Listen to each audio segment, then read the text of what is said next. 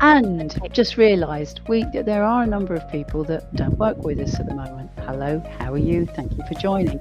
So maybe just an introduction about us, if I kick off. Started the business, we started the lettings business in 2005. As Steph said, we're actually responsible for £212 million worth of landlords' assets. Do that with a team of 18. I am a landlord as well as running the business and an investor, and I love the law. So that's me, Steph. Oh, that sounds lovely. Loves the law. You don't get many people that love the law, hey. And yes, I'm Stephanie. Lovely to see everybody here. If you don't know who I am the lettings team director here at Maxine Leicester, and I have been in the letting industry for the past 14 years now, and coming up to 12 with the lovely Maxine Leicester. And I oversee our front end team, who are responsible for from marketing, property, all the way through to the legal paperwork and getting a tenant moved into the property.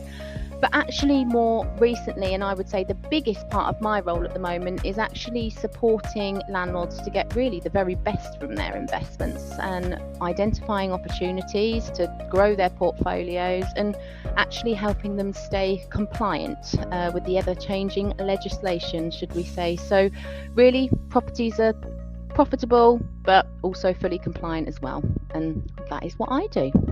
Next slide, please.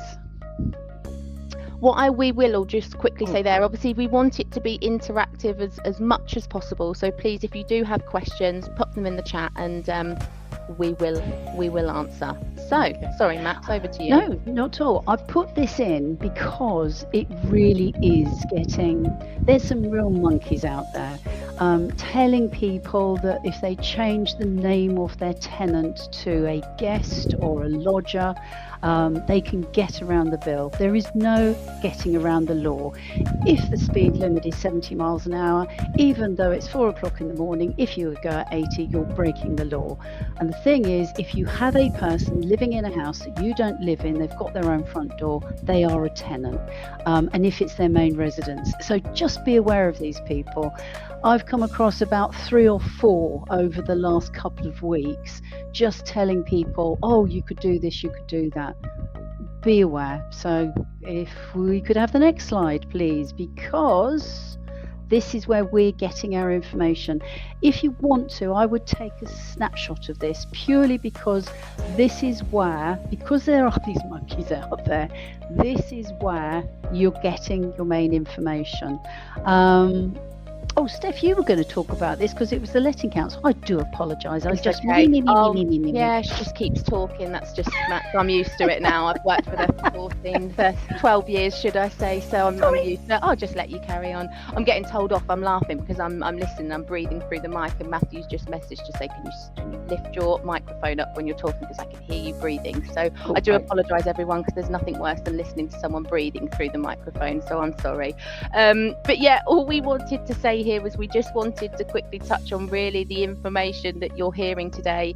It's not, from socials, it's not speculation, it is legitimate, recognised sources. And as I said, Max said, we're not going to go through every single one, but just a couple of little points I do want to add. Obviously, Maxine personally attends the Letting Industry Council. We're also members of the NRLA.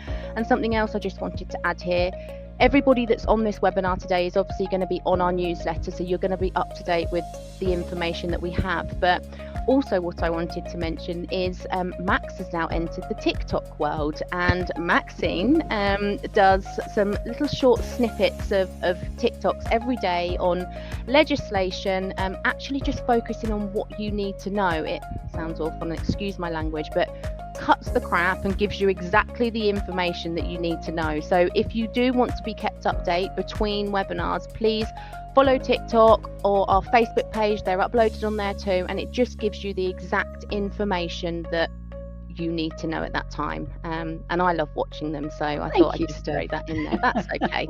No problem at all. Okay, next one please, which is basically the timeline. The timeline has actually already started. Phase 1, local authorities gained more powers, and we'll go into that in a little bit more detail. Phase 2 is the 1st of May, so we'll be talking about that.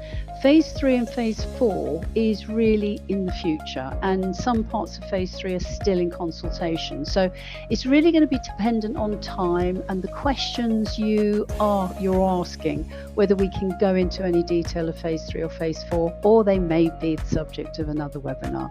But I think for me, the scariest detail, it was actually something carried out by Rightmove, to actually say that 42% of landlords hadn't heard about the Renters' Rights Act. And certainly we had a landlord come in today and say, right, I don't want any children and I don't want any pets. Okay, you need to read the Renters' Rights Act. And also 82% said it won't affect them. That is really worrying, because this is going to affect everybody. So let us get on with Phase 1 and local authorities gaining more powers.